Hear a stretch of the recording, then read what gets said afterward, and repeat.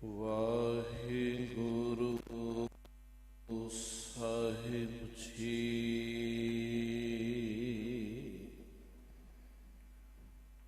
ਇਕ ਓੰਕਾਰ ਸਤਿਨਾਮ ਕਰਤਾ ਪੁਰਖ ਨਿਰਭਉ ਨਿਰਵੈਰ ਅਕਾਲ ਮੂਰਤ ਅਜੂਨੀ ਸੈਭੰ ਗੁਰ ਪ੍ਰਸਾਦ।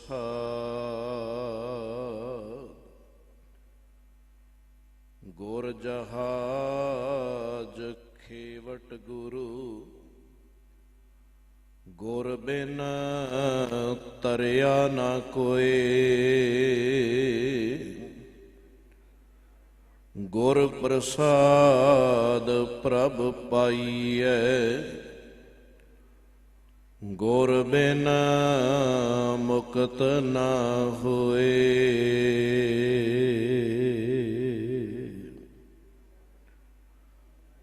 ਪਰਮ ਸਨਮਾਨਯੋਗ ਜੁਗ ਹੋ ਜੁਗ ਅਟਲ ਸਤਿਗੁਰੂ ਧੰਨ ਧੰਨ ਗੁਰੂ ਗ੍ਰੰਥ ਸਾਹਿਬ ਮਹਾਰਾਜ ਜੀ ਦੀ ਪਾਵਨ ਪਵਿੱਤਰ ਹਜ਼ੂਰੀ ਅੰਦਰ ਸੁਭਾਈਮਾਨ ਹੋਏ ਬੈਠੇ ਗੁਰੂ ਸਵਾਰੇ ਸਤ ਸੰਗੀ ਜਨੋ ਵਡਭਾਗੀ ਹੋ। ਸਤਿਗੁਰਾਂ ਦੀ ਪਾਵਨ ਹਜ਼ੂਰੀ ਅੰਦਰ ਅਤੇ ਘਰਾਂ ਦੇ ਅੰਦਰ ਬੈਠ ਕੇ ਹਰ ਜਸ ਸਰਵਣ ਕਰ ਰਹੇ ਹੋ। ਸਹਿ ਬਖਸ਼ਿਸ਼ ਰਹਿਮਤ ਕਰਨ ਸਭਨਾਂ ਦੀ ਹਾਜ਼ਰੀ ਤਰ ਪ੍ਰਵਾਨ ਹੋਵੇ। ਧੰਨ ਧੰਨ ਸਤਿਗੁਰੂ ਗੁਰੂ ਗੋਬਿੰਦ ਸਿੰਘ ਪਾਤਸ਼ਾਹ ਜੀ ਦੇ ਆਗਮਨ ਪੁਰਬ ਦੀਆਂ ਖੁਸ਼ੀਆਂ ਨੂੰ ਮੁੱਖ ਰੱਖਦਿਆਂ ਇਹਨਾਂ ਵਿਸ਼ੇਸ਼ ਦੀਵਾਨਾਂ ਅੰਦਰ ਹਾਜ਼ਰੀ ਭਰ ਭਾਈ ਸਾਹਿਬ ਭਾਈ ਪ੍ਰੇਮ ਸਿੰਘ ਜੀ ਦੇ ਜਥੇ ਪਾਸੋਂ ਅਲਾਹੀ ਬਾਣੀ ਦਾ ਕੀਰਤਨ ਸਰਵਣ ਕੀਤਾ ਹੈ। ਸਤਿਗੁਰੂ ਰਹਿਮਤ ਕਰਨ ਜਿੱਥੇ ਸਰੀਰਕ ਤੌਰ ਤੇ ਜੁੜੇ ਹੋਏ ਹਾਂ ਉੱਥੇ ਮਨ ਦੀ ਹਾਜ਼ਰੀ ਵੀ ਇਸ ਪਾਵਨ ਦਰਬਾਰ ਦੇ ਅੰਦਰ ਲੱਗੀ ਰਹੇ ਤਾਂ ਕਿ ਧੰਨ ਗੁਰੂ ਗੋਬਿੰਦ ਸਿੰਘ ਪਾਤਸ਼ਾਹ ਜਿਨ੍ਹਾਂ ਦੇ ਸ਼ਰਨ ਦੇ ਅੰਦਰ ਸੈਦ ਖਾਨ ਵਰਗਾ ਵਾਰ ਕਰਨ ਵਾਸਤੇ ਆਉਂਦਾ ਹੈ, ਪਰ ਜਦੋਂ ਸਤਿਗੁਰੂ ਜੀ ਨੈਣਾਂ ਦੇ ਨਾਲ ਅੱਗੋਂ ਵਾਰ ਕਰਦੇ ਨੇ ਤੇ ਉਹੀ ਸੈਦ ਖਾਨ ਚਰਨਾਂ ਦਾ ਭੌਰਾ ਬਣ ਸਾਧ ਬਣ ਜਾਂਦਾ ਹੈ। ਜੇ ਸਤਿਗੁਰੂ ਜੀ ਹਜ਼ੂਰ ਸਾਹਿਬ ਦੀ ਧਰਤੀ ਤੇ ਪਹੁੰਚਦੇ ਨੇ ਤੇ ਇੱਥੇ ਮਾਧੋ ਦਾਸ ਬੈਰਾਗੀ ਵਰਗਾ ਜਿਹੜਾ ਪਹਿਲਾਂ ਹੀ ਸਾਧ ਹੈ ਉਹ ਸ਼ਰਨ ਅੰਦਰ ਪੈਂਦਾ ਹੈ ਤੇ ਸਤਿਗੁਰੂ ਕਹਿਣ ਲੱਗੇ ਹੁਣ ਬਹਾਦਰ ਬਣ ਜਾ, ਹੁਣ ਸੂਰਮਾ ਬਣ ਜਾ, ਪੰਜਾਬ ਦੀ ਧਰਤੀ ਤੇ ਜਾ ਕੇ ਹੋ ਰਹੇ ਜ਼ੁਲਮ ਦਾ ਖਾਤਮਾ ਕਰ। ਐਸੀਆਂ ਸਿੱਖਿਆਵਾਂ ਦੇਣ ਵਾਲੇ ਧੰਨ ਗੁਰੂ ਗੋਬਿੰਦ ਸਿੰਘ ਪਾਤਸ਼ਾਹ ਜੀ ਦੇ ਇਤਿਹਾਸ ਉੱਪਰ ਅਤੇ ਪਾਵਨ ਬਾਣੀ ਵਿੱਚੋਂ ਕੁਝ ਕੁ ਵਿਚਾਰਾਂ ਸਾਂਝੀਆਂ ਰਲ ਮਿਲ ਕੇ ਕਰ ਸਕੀਏ।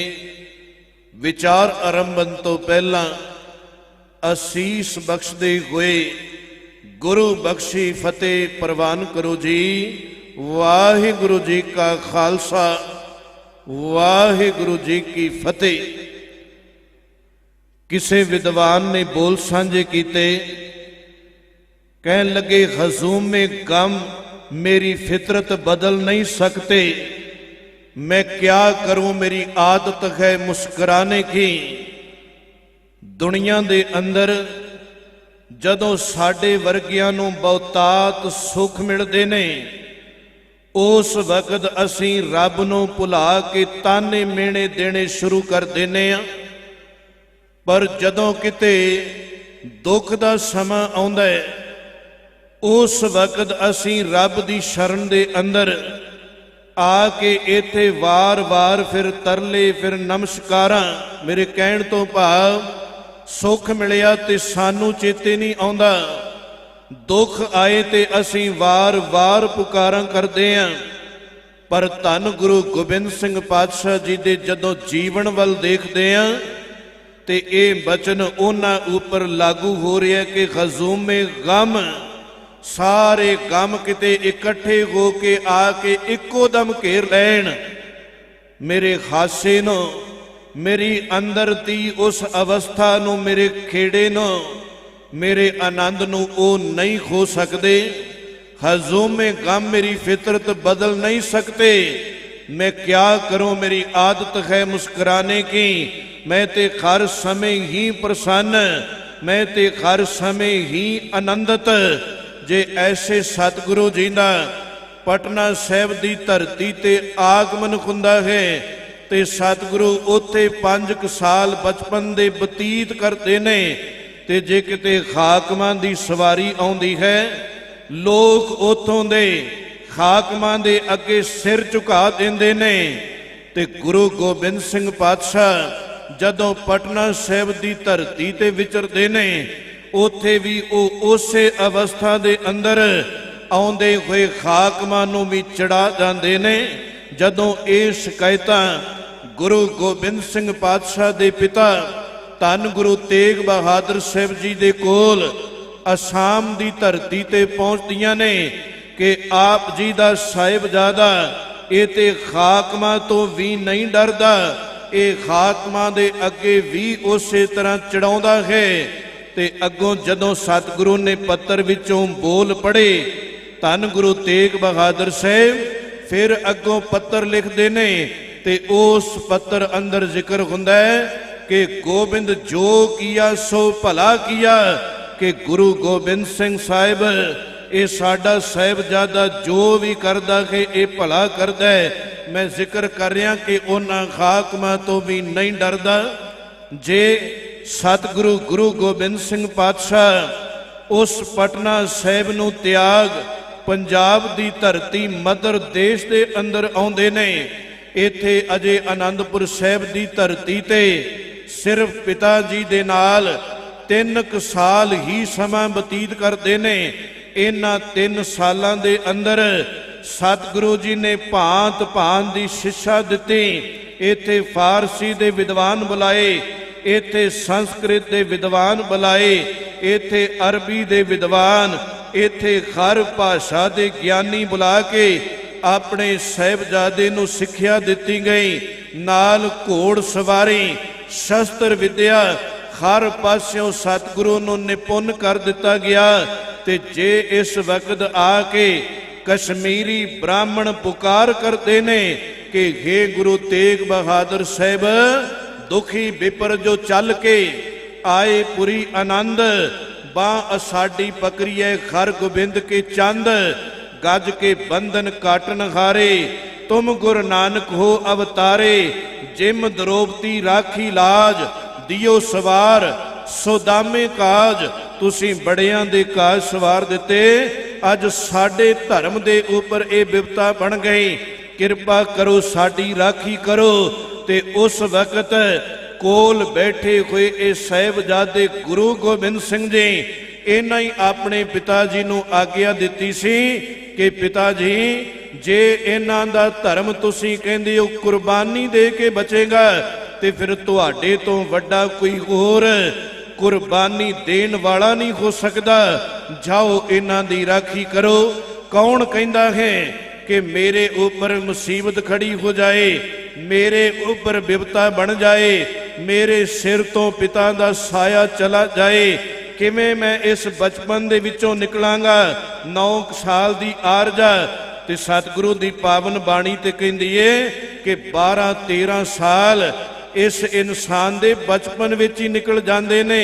समझ ही कोई नहीं आउंदी की करन वास्ते असीं आए। 12 वर्ष बालपन बीते, बालपन दे अंदर ही 12 साल निकल जाते ने। पर धन गुरु गुरु गोबिंद सिंह साहिब जी जिन्हां ने अपने जीवन काल दे अंदर गमां नूं ही अपने नेड़े लै आंदा। कोई गल नहीं, जे हिंदू धर्म इस खतरे विचों निकल सकता है ते मैं इकल्ला भी जीवन बतीत कर लांगा। जाओ पिता जी उन्हां दे धर्म नूं बचाया जाए। ते गुरु तेग बहादुर साहिब ਦਿੱਲੀ ਦੀ ਧਰਤੀ ਤੇ ਜਾ ਕੇ ਆਪ ਕੁਰਬਾਨ ਕਰ ਦਿੰਦੇ ਨੇ। ਮੈਂ ਬੋਲ ਵਿਦਵਾਨ ਦੇ ਸਾਂਝੇ ਕਰ ਰਿਹਾ ਕਿ ਖਜ਼ੂਮੇ ਗਮ मेरी फितरत बदल नहीं सकते। मैं क्या करूं, मेरी आदत है मुस्कुराने की। जे पिताजी भी चले गए तां भी मैं डोलदा नहीं।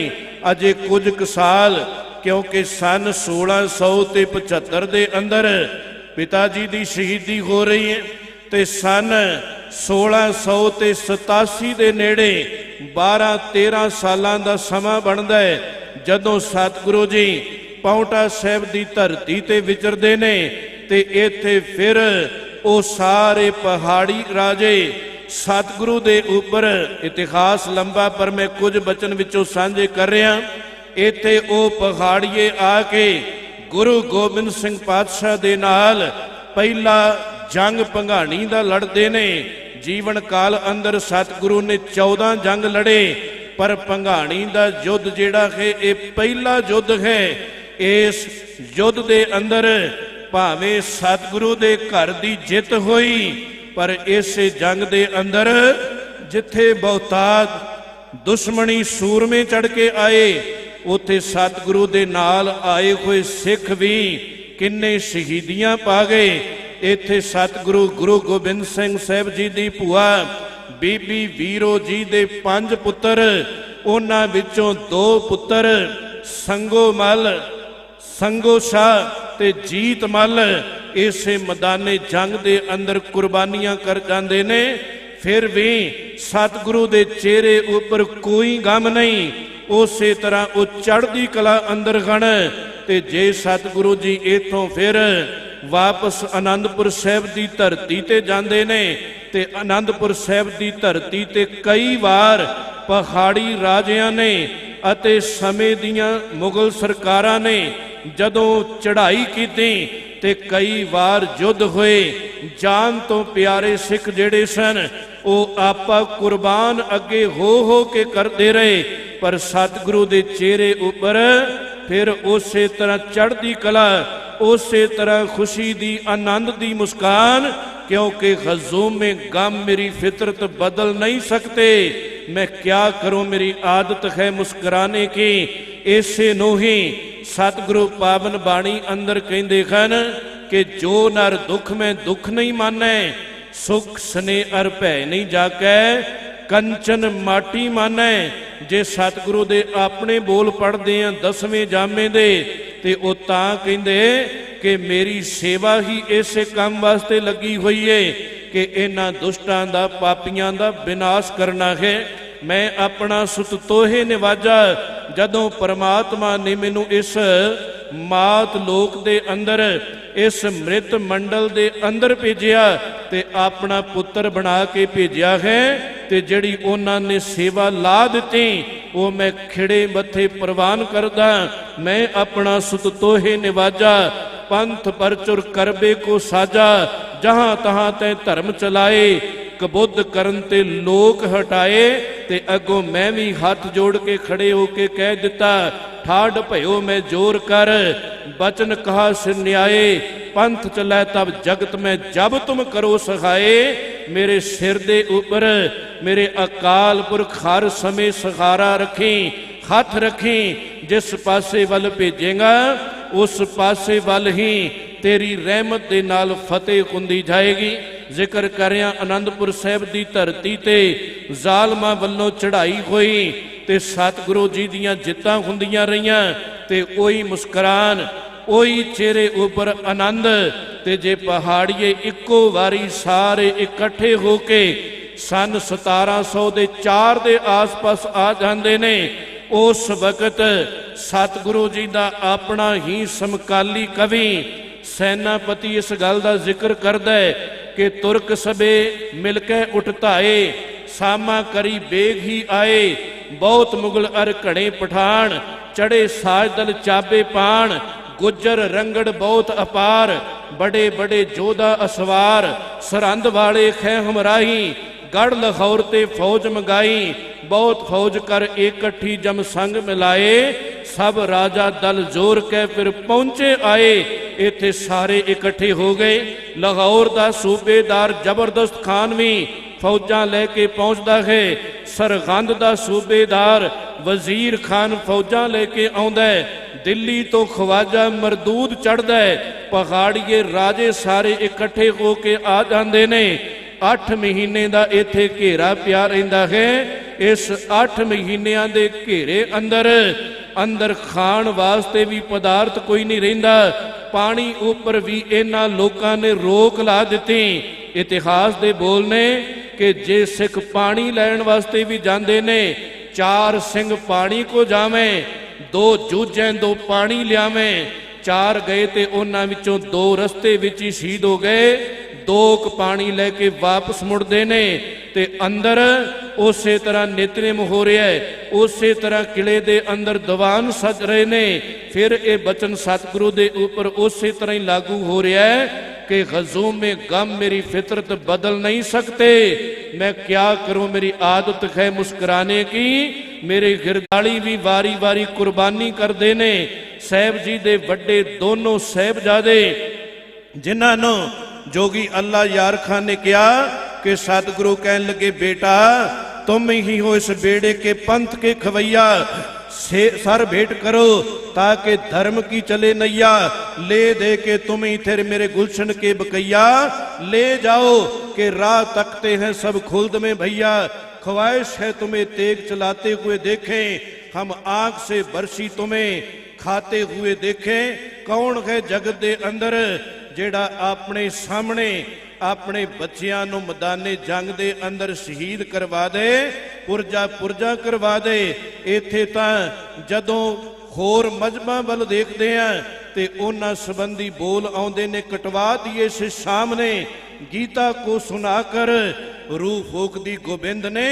औलाद खान सूबा सरकंद फिर फौजां चढ़ा के लै आउंदा है ते सतगुरु दे जीवन दे अंदर ਉਹ ਅਖੀਰਲਾ ਜੰਗ ਮੁਕਤਸਰ ਸਾਹਿਬ ਦੀ ਧਰਤੀ ਤੇ ਹੋ ਰਿਹਾ ਹੈ ਤੇ ਸਤਿਗੁਰੂ ਫਿਰ ਵੀ ਆਨੰਦਿਤ ਜੇ ਪੈਂਡਾ ਤੈਅ ਕਰਦੇ ਹੋਏ ਹਜੂਰ ਸਾਹਿਬ ਦੀ ਧਰਤੀ ਤੇ ਆ ਜਾਂਦੇ ਨੇ ਤੇ ਇੱਥੇ ਵੀ ਸਤਿਗੁਰੂ ਉਸੇ ਆਨੰਦ ਦੇ ਅੰਦਰ, ਕਿਉਂਕਿ ਜਪਨ ਵਾਲੇ ਜਿਹੜੇ ਪਾਵਨ ਬਾਣੀ ਨੂੰ ਹਿਰਦੇ ਦੇ ਅੰਦਰ ਵਸਾ ਲੈਂਦੇ ਨੇ ਉਹਨਾਂ ਦੇ ਜੀਵਨ ਦੇ ਵਿੱਚੋਂ ਫਿਰ ਭਾਵੇਂ ਸੁੱਖ ਹੋਵੇ ਭਾਵੇਂ ਦੁੱਖ ਹੋਵੇ ਇਹ ਅੰਦਰ ਦਾ ਆਨੰਦ ਨਹੀਂ ਜਾਂਦਾ, ਉਹ ਬਚਨਾਂ ਦੇ ਧਾਰਨੀ ਬਣ ਜਾਂਦੇ ਨੇ। ਜੇ ਸੁਖ ਦੇ ਤਾਂ ਤੁਝੇ ਅਰਾਧੀ, ਦੁੱਖ ਵੀ ਤੁਝੇ ਧਿਆਈ। ਜੇ ਭੁੱਖ ਦੇ ਤਾਂ ਇਤ ਹੀ ਰਾਜਾ, ਦੁੱਖ ਵਿੱਚ ਸੂਖ ਮਨਾਈ। ਤਨ ਮਨ ਕਾਟ ਕਾਟ ਸਭ ਅਰਪੀ, ਵਿੱਚ ਅਗਨੀ ਆਪ ਜਲਾਈ। ਪੱਖਾ ਫੇਰੀ ਪਾਣੀ ਢੋਵਾ, ਜੋ ਦੇਵੇ ਸੋ ਖਾਈ। ਕਿਉਂਕਿ ਨਾਨਕ ਗਰੀਬ ਢਹਿ ਪਿਆ ਦੁਆਰੇ, ਹਰ ਮੇਲ ਲਿਹੋ ਵਡਿਆਈ। ਜਿਹੜਾ ਪੂਰਨ ਤੌਰ ਤੇ ਗੁਰੂ ਅੱਗੇ ਸਮਰਪਿਤ ਹੋ ਜਾਂਦਾ ਹੈ। ਸਤਿਗੁਰੂ ਜੀ ਨੇ ਇਹਨਾਂ 10 ਜਾਮਿਆਂ ਦੇ ਅੰਦਰ 239 ਸਾਲ ਇਤਿਹਾਸ ਰਚ ਕੇ ਪ੍ਰੈਕਟੀਕਲ ਕਰਕੇ ਤੈਨੂੰ ਵੀ ਉੱਥੇ ਖੜਾ ਕਰ ਦਿੱਤਾ ਕਿ ਜੇ ਤੇਰੇ ਉੱਪਰ ਕੋਈ ਹਮਲਾ ਕਰੇ, ਤੇਰੇ ਦੇਸ਼ ਉੱਪਰ ਕੋਈ ਹਮਲਾ ਕਰੇ। ਮੈਂ ਰਾਤ ਦੇ ਦੀਵਾਨਾਂ ਅੰਦਰ ਵੀ ਬੋਲ ਸਾਂਝੇ ਕਰ ਰਿਹਾ ਸਾਂ ਕਿ ਸਤਿਗੁਰੂ ਜੀ ਨੇ 14 ਜੰਗ ਲੜੇ, 6ਵੇਂ ਜਾਮੇ ਅੰਦਰ 4 ਜੰਗ ਲੜੇ ਤੇ ਕਿਸੇ ਬਾਹਰੋਂ ਹੋਰ ਦੇਸ਼ ਵਿੱਚੋਂ ਫੌਜਾਂ ਨਹੀਂ ਆਈਆਂ। ਸਤਿਗੁਰੂ ਨੇ ਇੱਥੇ ਹੀ ਸੂਰਮੇ ਤਿਆਰ ਕਰ ਦਿੱਤੇ ਜਿਨ੍ਹਾਂ ਦੀ ਬਿਰਤੀ ਸੀ ਕਿ ਕਾਮ ਹਮਾਰਾ ਤੋਲਣ ਤਕੜੇ, ਨੰਗੀ ਕਰਦ ਕਬੂ ਨਹੀਂ ਪੁਕੜੀ। ਚਿੜੀ ਉੜੇ ਹਮ ਡਰ ਜਾਏ, ਮੁਗਲੋਂ ਸਿੱਖ ਕੈਸੇ ਲੜ ਪਾਏ। ਤੇ ਉਹੀ ਫਿਰ ਇਸ ਘਰ ਵਿੱਚੋਂ ਖੰਡੇ ਬਾਟੇ ਦੀ ਪੌਲ ਲੈਂਦੇ ਨੇ, ਸਿੰਘ ਸਜਦੇ ਨੇ ਤੇ ਮੈਦਾਨੇ ਜੰਗ ਅੰਦਰ ਬਰਾਬਰਤਾ ਦਾ ਸਾਥ ਦਿੰਦੇ ਨੇ। ਤੇ ਫਿਰ ਸਤਿਗੁਰੂ ਨੂੰ ਕਹਿਣਾ ਪੈਂਦਾ ਹੈ ਕਿ ਇਨਹੀ ਕੀ ਕਿਰਪਾ ਕੇ ਸਜੇ ਖਮ ਗਏ, ਨਹੀਂ ਮੋਸੋ ਗਰੀਬ ਕਰੋੜ ਪਰੇ। ਇਹਨਾਂ ਭਾਰਤੀਆਂ ਦੇ ਅੰਦਰ ਦਲੇਰੀ, ਇਹਨਾਂ ਭਾਰਤੀਆਂ ਦੇ ਅੰਦਰ ਜੇ ਹਿੰਮਤ ਲੈ ਕੇ ਆਂਦੀ ਹੈ ਤੇ ਇਹ ਗੁਰੂ ਨਾਨਕ ਸਾਹਿਬ ਦੇ ਘਰ ਦੀ ਦੇਣ ਹੈ।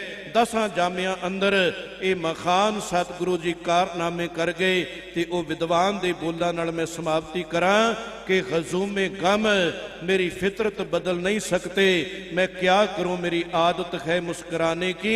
जेड़े गुरु दे नाल प्रीत पा लैन फिर उन्हां दे जीवन दे अंदर सदैव काल लई आनंद बन जांदा है। सतगुरु बख्शिश रहमत करन। ਧੰਨ ਧੰਨ ਗੁਰੂ ਗੋਬਿੰਦ ਸਿੰਘ ਪਾਤਸ਼ਾਹ ਜੀ ਦੇ ਆਗਮਨ ਪੁਰਬ ਦੀਆਂ ਖੁਸ਼ੀਆਂ ਨੂੰ ਮੁੱਖ ਰੱਖਦੇ ਹੋਏ ਜੋ ਵਿਸ਼ੇਸ਼ ਦੀਵਾਨ ਸੱਜੇ ਹਨ, ਸਾਰਿਆਂ ਨੂੰ ਬੇਨਤੀ ਹੈ ਜਿੱਥੇ ਜਿੱਥੇ ਇਹ ਆਵਾਜ਼ ਆ ਰਹੀ ਹੈ ਸਮੇਂ ਸਿਰ ਗੁਰੂ ਘਰ ਦੇ ਅੰਦਰ ਪਹੁੰਚਣ ਦੀ ਕਿਰਪਾਲਤਾ ਕਰੋ। ਜੇ ਪ੍ਰਬੰਧਕਾਂ ਨੇ ਇਹ ਇੰਨਾ ਖਰਚਾ ਕਰਕੇ ਉਪਰਾਲਾ ਕੀਤਾ ਹੈ ਤੇ ਸਾਡਾ ਫਰਜ਼ ਬਣਦਾ ਹੈ ਕਿ ਜਿੱਥੇ ਗੁਰੂ ਘਰ ਦੇ ਅੰਦਰ ਮਾਇਆ ਭੇਟਾ ਕਰਦੇ ਆ ਉੱਥੇ ਆਪ ਵੀ, ਕਿਉਂਕਿ ਜ਼ਿਕਰ ਆਉਂਦਾ ਤਨ ਮਨ ਧਨ ਸਭ ਸੌਂਪ ਗੁਰੂ ਕੋ, ਇਹ ਨਹੀਂ ਕਿਹਾ ਕਿ ਕੱਲਾ ਧਨ ਹੀ ਸੌਂਪ ਕੇ, ਇੱਥੇ ਮਨ ਵੀ ਇੱਥੇ ਤਨ ਵੀ ਗੁਰੂ ਨੂੰ ਅਰਪਣ ਕਰੋ। ਸਮੇਂ ਸਿਰ ਪਹੁੰਚੋ ਤਾਂ ਕਿ ਇਹਨਾਂ ਦੀਵਾਨਾਂ ਦੀ ਜਿਹੜੀ ਰੌਣਕ ਹੈ ਹੋਰ ਆਨੰਦਮਈ ਬਣ ਜਾਏ। ਸਾਰਿਆਂ ਨੂੰ ਬਹੁਤ ਬਹੁਤ ਵਧਾਈਆਂ ਸਤਿਗੁਰੂ ਜੀ ਦੇ ਆਗਮਨ ਪੁਰਬ ਦੀਆਂ। ਕੋਟਾਨ ਕੋਟ ਧੰਨਵਾਦ ਸਤਿਗੁਰੂ ਗੁਰੂ ਗ੍ਰੰਥ ਸਾਹਿਬ ਮਹਾਰਾਜ ਜੀ ਦਾ। ਆਪ ਸਰਬੱਤ ਸੰਗਤਾਂ ਦਾ ਧੰਨਵਾਦ। ਮੀਡੀਆ ਵਾਲੇ ਵੀਰ ਸਰਦਾਰ ਮਲਕੀਤ ਸਿੰਘ ਜੀ, ਇਹਨਾਂ ਦੀ ਸਮੁੱਚੀ ਟੀਮ ਦਾ ਬਹੁਤ ਬਹੁਤ ਧੰਨਵਾਦ ਜੀ, ਜੋ ਦੂਰ ਦੂਰ ਤੱਕ ਇਸ ਆਵਾਜ਼ ਨੂੰ ਪਹੁੰਚਾ ਰਹੇ ਨੇ। ਸਤਿਗੁਰੂ ਰਹਿਮਤਾਂ ਕਰਨ, ਭੁੱਲਾਂ ਬਖਸ਼ ਲੈਣੀਆਂ ਜੀ। ਵਾਹਿਗੁਰੂ ਜੀ ਕਾ ਖਾਲਸਾ, ਵਾਹਿਗੁਰੂ ਜੀ ਕੀ ਫਤਿਹ।